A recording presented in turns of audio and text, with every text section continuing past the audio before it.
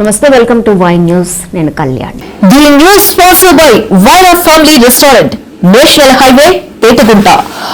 నోరూరించే వంటకాలు, అసలైన మసాలా దమ్ముతో అదిరిపోయే నాన్ వెజ్ రుచులు మీకోసం. విచ్చేయండి Vyra family restaurant, national highway, Petagunta, Tuni మండలం, కాకినాడ జిల్లా. విశాఖ గోపాలపట్నం 92వ వార్డు గణేష్ నగర్ వద్ద అగ్ని ప్రమాదం చోటు చేసుకుంది.